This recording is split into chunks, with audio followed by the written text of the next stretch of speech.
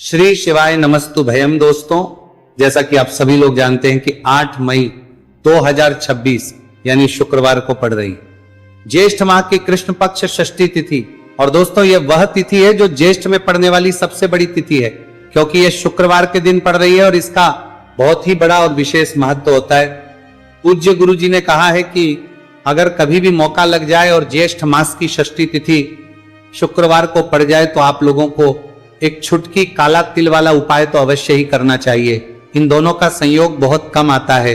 और इसी के साथ में गुरुजी ने अपनी शिव पुराण कथा में बताया है कि इस दिन आपको एक छुटकी काला तिल वाला उपाय तो आपको अवश्य ही करना चाहिए, क्योंकि ऐसा दिन पूरे साल में सिर्फ एक ही बार आता है। और दोस्तों, आप सभी लोग जानते हो कि शुक्रवार षष्ठी तिथि का अगर सबसे बड़ा कोई उपाय है तो एक छुटकी काला तिल वाला उपाय है। तो दोस्तों, शुक्रवार षष्ठी तिथि के दिन आप लोगों को इस एक छुटकी काला तिल वाला उपाय को जरूर करना है। बहुत सारे लोग होंगे जिन लोगों ने इस उपाय को ना किया हो, मतलब पूरा महीना निकल गया, उन्होंने किसी भी दिन इस एक छुटकी काला तिल वाला उपाय को ना किया हो। पर दोस्तों, आपके पास एक आखिरी मौका बचा हुआ है, जो कि 8 मई शुक्रवार षष्ठी तिथि के दिन है। तो इस दिन आप लोगों को इस वाले उपाय को जरूर कर लेना है, भले ही आपने पूरे महीने भर इस उपाय को ना किया हो। पर अगर आप इस ज्येष्ठ मास के शुक्रवार षष्ठी तिथि के दिन अगर इस वाले उपाय को कर लिया तो आपको इस उपाय को करने का वो फल मिलेगा जिसकी आपने कभी कल्पना भी नहीं करी हो। इसीलिए आप लोग इस वाले उपाय को एक बार जरूर कर लेना है, ताकि आप लोगों के हाथ से यह मौका ना जा सके और आपको इस उपाय को करने का फल मिल सके। दोस्तों, ये उपाय पंडित जी ने अपनी अभी के ही श्री शिव महापुराण की कथा में बताया है, जिस उपाय को आज हम आपको बहुत अच्छे से समझाने वाले हैं। वीडियो को देखने के बाद इस उपाय को समझने के लिए आपको कोई और वीडियो को देखने की जरूरत नहीं पड़ेगी। तो चलिए दोस्तों, उपाय को शुरू करते हैं। देखिए, ये इस ज्येष्ठ मास के शुक्रवार षष्ठी तिथि के दिन ये इतना खास होता है, इतना महत्वपूर्ण होता है, देखा गया है। कभी कभी बड़े बड़े पूजा पाठ अनुष्ठान से जो मनोकामना पूर्ण नहीं होते, वह ज्येष्ठ मास के शुक्रवार षष्ठी तिथि के दिन एक छोटे से उपाय करने से ही आपकी मनोकामना पूर्ण हो जाती है। और बहुत सारे लोगों ने इस उपाय को किया भी है और उनको इसको करने का फल भी जरूर मिला है। अगर आप लोग भी इस उपाय को करना चाहते हैं तो आप इस उपाय को पहले अच्छे से समझ लेना, सुन लेना, उसके बाद करना। आपको इस उपाय का फल जरूर मिलेगा। और इस उपाय को कर लेने से आपके घर में चाहे किसी भी प्रकार की दुहक और समस्या क्यों ना चल रही हो, आपको उसका कारण भी नहीं पता है कि भाई ये समस्या किस कारण से चल रही है, उसका कुछ भी कारण हो सकता है, जैसे पितृदोष हो सकता है, किसी भी तरह का मंगल दोष भी हो सकता है। तो इस दिन आप लोगों को यह वाला उपाय कर लेना है। यह एक ऐसा उपाय है जिस उपाय को अगर किसी विशेष दिन पर किया जाए तो भाई उस विशेष दिन का जो है वह तो हमें मिलता ही मिलता है, पर हमने उस दिन पर इस उपाय को किया है तो हमें उससे भी बड़ा फल मिलता है, और फल बहुत जल्दी मिलता है, क्योंकि आप इस उपाय को बहुत ही बड़े और विशेष दिन पर कर रहे हो। तो चलिए अब उपाय के बारे में बात करते हैं। उससे पहले आप लोगों को यह जानना आवश्यक है कि आखिर यह उपाय किस समय करना है, किसको करना है और कैसे करना है। तो चलिए हम आगे आपको वीडियो में एक एक करके बता देते हैं। लेकिन उससे पहले अगर आप लोग हमारे चैनल पर पहली बार आए हैं या फिर मेरी आवाज आज पहली बार सुन रहे हैं तो हमारे चैनल को सब्सक्राइब जरूर कर लेना, और इस वीडियो को लाइक करके कमेंट बॉक्स में श्री शिवाय नमस्तु भयम ओम नमः शिवाय जरूर टाइप कर देना। तो दोस्तों, इस एक छुटकी काला तिल वाला उपाय को हमें इस शुक्रवार षष्ठी तिथि के दिन कैसे करना है, किसको करना है, किस समय करना है और कहां पर करना है, ये सारे सवालों के जवाब आपको इस वीडियो में मिल जाएंगे। और जो ये वीडियो देखेगा भाई, उसको एक छुटकी काला तिल वाला उपाय जरूर करना चाहिए, क्योंकि इस दिन एक छुटकी काला तिल का भी बहुत ही बड़ा और विशेष महत्व होता है। और जब बात आ जाए एक छुटकी काला तिल वाला उपाय की, तो ये सोने पर वाली बात हो जाती है, और ये एक बहुत ही बड़ा उपाय हो जाता है इस शुक्रवार षष्ठी तिथि का। तो अब दोस्तों, इस एक छुटकी काला तिल वाला उपाय को आखिर करना किसको है, सबसे पहले हम लोग वो बात जान लेते हैं। तो देखो, घर की जो बड़ी माताएं बहनें होती हैं, उन माताओं बहनों में से कोई भी एक बड़ी माता बहन इस वाले उपाय को कर सकती है। और दोस्तों, अगर आप चाहें तो अपने घर में से सभी सदस्यों को भी इस उपाय को करवा सकते हैं। अगर किसी व्यक्ति की खुद की कोई मनोकामना है, खुद की कोई दुख और परेशानी है जो कि वो अपने लिए ही करना चाहता है, इस वाले उपाय को तो वह खुद अपने लिए भी कर सकता है। बाकी अगर कोई घर में से ऐसा है जो कि अपने पूरे घर परिवार की सुख और शांति के लिए यह वाला उपाय करना चाहता है तो भाई वो भी कर सकता है, उसमें भी कोई दिक्कत वाली बात नहीं है। कहने का मतलब यह है कि इस उपाय को हर एक सदस्य भी कर सकता है और पूरे घर परिवार के सदस्य के लिए घर की बड़ी बहनों में से कोई एक माता बहन भी कर सकती है। माताएं बहनें अगर घर में उपस्थित ना हो या वो ये वाला उपाय ना कर पा रही हो तो फिर घर का कोई बड़ा सदस्य भी इस एक छुटकी काला तिल वाला उपाय को कर सकता है, चाहे फिर वह पुरुष ही क्यों ना हो, उसमें कोई भी दिक्कत वाली बात नहीं है। अब दोस्तों जो अगला प्रश्न निकल कर आता है वही आता है इस उपाय को लेकर कि आखिर इस उपाय को हमें किस समय करना है, सुबह के समय करना है कि शाम के समय करना है। तो देखो इस वाले उपाय को आप लोग सुबह भी कर सकते हो और शाम के समय प्रदोष काल में भी कर सकते हो। अब अगर आप पूछो कि भाई सबसे उत्तम समय कौन सा रहेगा इस एक छुटकी काला तिल वाला उपाय को करने का, तो हम आपसे बस यही कहेंगे कि इस उपाय को आप सुबह के समय करेंगे तो ज्यादा बेहतर होगा। बाकी अगर प्रदोष काल शाम के समय भी करेंगे तो भी अच्छा होगा, उसमें कोई भी दिक्कत वाली बात नहीं है। तो अब दोस्तों जो अगली सबसे बड़ी और महत्वपूर्ण बात आती है वह ये आती है कि सुबह अगर हम उपाय को करेंगे तो हमें कितने बजे से लेकर कितने बजे तक के बीच में करना है और शाम के समय प्रदोष काल में करेंगे तो हमें कितने बजे से लेकर कितने बजे के बीच में करना है। तो देखो सुबह जितनी जल्दी हो सके आप उपाय को करने की कोशिश करना। बाकी अगर किसी कारणवश लेट भी हो जाओ, थोड़ी देर भी हो जाए तो 10 या 11 बजे तक भी आप उपाय कर लेना, पर 12 बजे से ज्यादा देरी ना हो, ठीक है, इस बात का ध्यान रखना। उसके बाद में दोस्तों अगर के समय प्रदोष काल की बात करें, प्रदोष काल का जो समय है होता है वो शाम के 6 बजे से शुरू हो जाता, मतलब शाम के 6 बजे से लेकर 7 बजे के बीच का जो समय होता है ये समय प्रदोष काल का समय होता है। तो आप इस उपाय को 7 या 8 बजे के बीच में भी कर सकते हो, मतलब शाम के 6 बजे से रात 8 बजे के बीच में आप कभी भी इस वाले उपाय को कर सकते हो, उसमें कोई भी दिक्कत वाली बात नहीं है। देखिए आज के इस पूरे वीडियो में हम आपको 3 चमत्कारिक उपाय बताने वाले हैं। ये तीनों ही उपाय बहुत खास और बहुत ही विशेष होने वाले हैं। तो चलिए दोस्तों जान लेते हैं गुरुजी द्वारा बताए गए पहले उपाय के बारे में। देखिए यह उपाय आपको अपने परिवार के लिए करना है। यदि आप चाहते हैं कि आपका परिवार का प्रत्येक सदस्य तरक्की करे, उन्हें हर कार्य में सफलता की प्राप्ति हो, तो आपको यह उपाय करना है। तो देखिए इस उपाय को करने के लिए आपको एक आटे का दीपक लेना है। आपको अपने ही घर पर एक एक आटे का दीपक प्रकार से तैयार कर लेना है। अब देखिए दोस्तों इस प्रकार से आटे का दीपक तैयार करने के बाद इसी के साथ में आपको एक चुटकी हल्दी भी लेनी होगी। अब ये दोनों ही सामग्रियां लेकर के आपको पहुंच जाना है अपने ही घर में तुलसी जी के पौधे के पास में। देखिए कई लोग कमेंट करके पूछ रहे हैं कि क्या हम तुलसी जी के पौधे के वहां पर, हमारे घर में जो तुलसी जी का पौधा है वह सूख चुका है, तो वहां पर भी इस उपाय को कर सकते हैं। तो हाँ बिल्कुल आप इस उपाय को, जो आपके घर में तुलसी जी का पौधा है वहीं पर आपको यह उपाय करना है। देखिए सबसे पहले तो आपको ये जो उपाय है सूर्यास्त के बाद यानी कि रात्रि के समय में ही करना होगा। अब देखिए सबसे पहले आपके पास जो एक चुटकी हल्दी है उसे आपको तुलसी जी के पौधे में डाल देना है।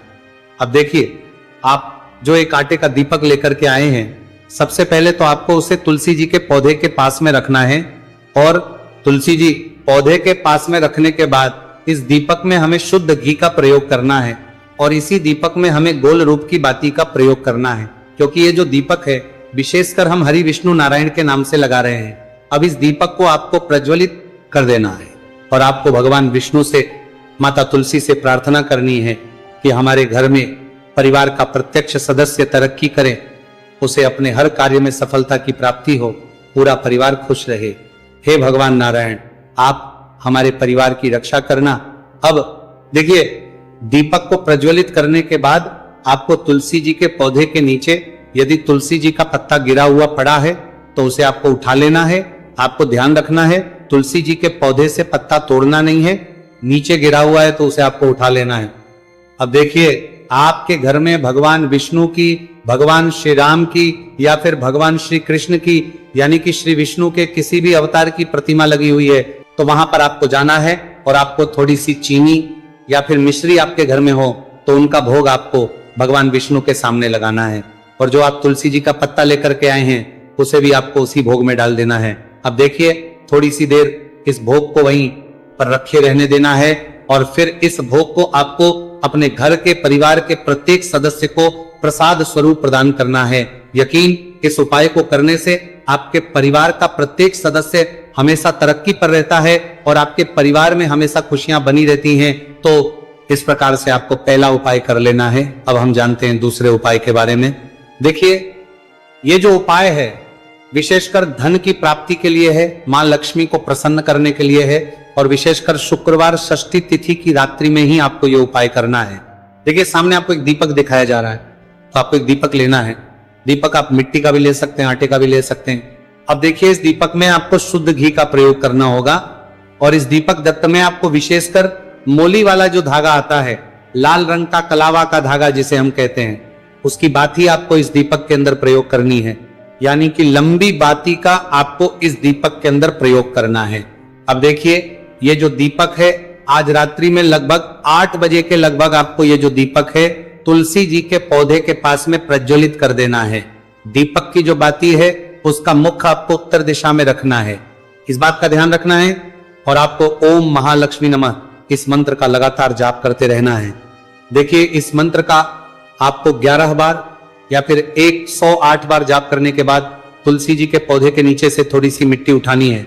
देखिए, आपको पता है कि अभी ज्येष्ठ के पवित्र दिन चल रहे हैं और ज्येष्ठ मास के दिनों में यदि आप शुक्रवार षष्ठी तिथि के दिन तुलसी जी की मिट्टी रात्रि के समय में लेते हैं तो इससे आपके जीवन के जो सारे संकट है वह समाप्त होते हैं। अब देखिए, आपको एक गिलास लेना है, उसमें आपको जल भरना है और जो आपने तुलसी जी की मिट्टी ली है सबसे पहले तो उसे आपको उससे गिलास के अंदर डाल है और इसी के साथ में आपको एक चुटकी हल्दी भी उस पात्र के अंदर डालनी है। अब देखिए, इस जल का छिड़काव आपको अपने पूरे ही घर में करना है। देखिए, जल का छिड़काव आपको अपने घर के प्रत्येक कोने में करना है, मुख्य द्वार पर करना है, प्रत्येक कमरे में करना है।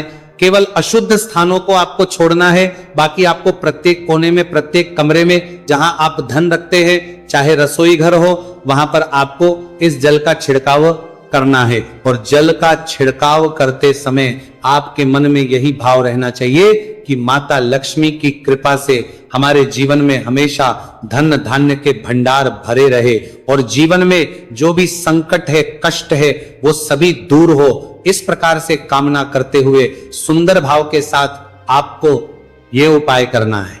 देखिए, इस उपाय को करने से घर का जो दुर्भाग्य है वह दूर होता है। तो इसीलिए आपको शुक्रवार षष्ठी तिथि की दिव्य रात्रि में यह उपाय करना है। अब दोस्तों, हम बात कर लेते हैं तीसरे विशेष और अंतिम उपाय के बारे में। देखिए, इस उपाय के माध्यम से भगवान विष्णु और माता लक्ष्मी दोनों ही प्रसन्न होने वाले हैं। तो देखिए, इस उपाय को करने के लिए सबसे पहले तो आपको दीपक लेने हैं। दीपक आपको 2 लेने होंगे।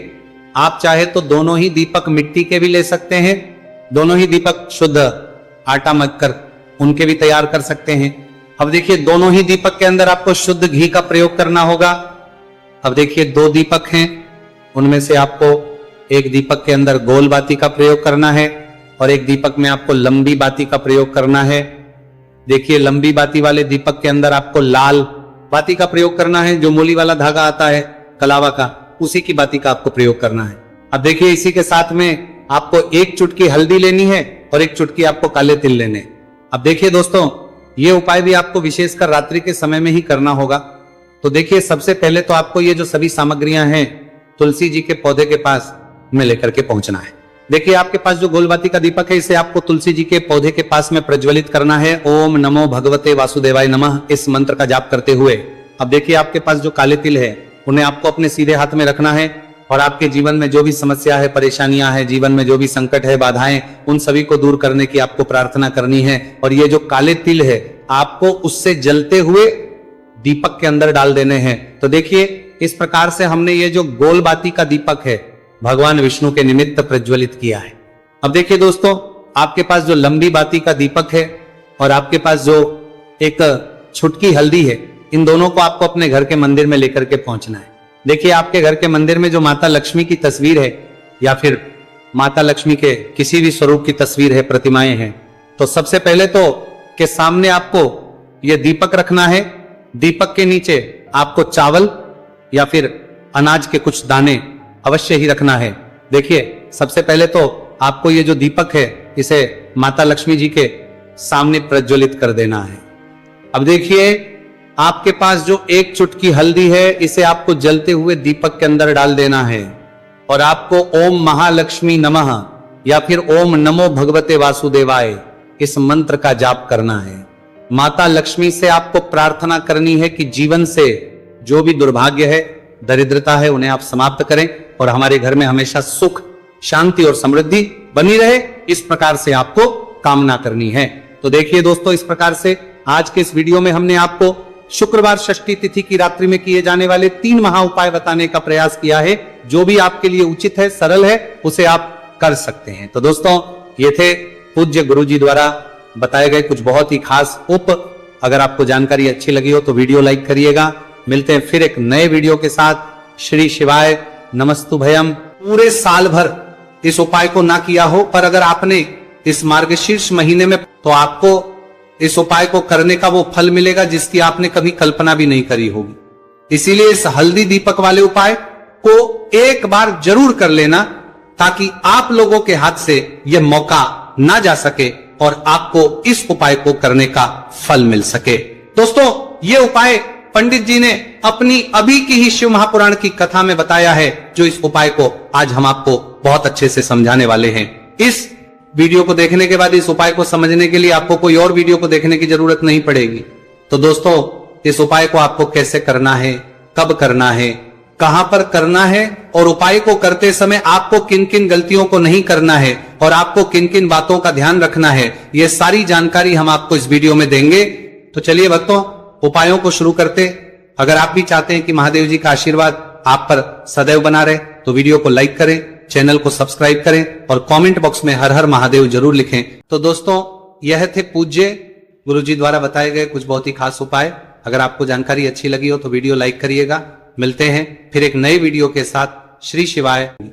इसीलिए इस हल्दी दीपक वाले उपाय को एक बार जरूर कर लेना, ताकि आप लोगों के हाथ से यह मौका ना जा सके और आपको इस उपाय को करने का फल मिल सके। दोस्तों, ये उपाय पंडित जी ने अपनी अभी की ही शिव महापुराण की कथा में बताया है, जो इस उपाय को आज हम आपको बहुत अच्छे से समझाने वाले हैं। इस वीडियो को देखने के बाद इस उपाय को समझने के लिए आपको कोई और वीडियो को देखने की जरूरत नहीं पड़ेगी। तो दोस्तों, इस उपाय को आपको कैसे करना है, कब करना है, कहां पर करना है और उपाय को करते समय आपको किन किन गलतियों को नहीं करना है और आपको किन किन बातों का ध्यान रखना है, ये सारी जानकारी हम आपको इस वीडियो में देंगे। तो चलिए भक्तों, उपायों को शुरू करते। अगर आप भी चाहते हैं कि महादेव जी का आशीर्वाद आप पर सदैव बना रहे, तो वीडियो को लाइक करें, चैनल को सब्सक्राइब करें और कमेंट बॉक्स में हर हर महादेव जरूर लिखें। तो दोस्तों, यह थे पूज्य गुरुजी द्वारा बताए गए कुछ बहुत ही खास उपाय। अगर आपको जानकारी अच्छी लगी हो तो वीडियो लाइक करिएगा। मिलते हैं फिर एक नए वीडियो के साथ। श्री शिवाय।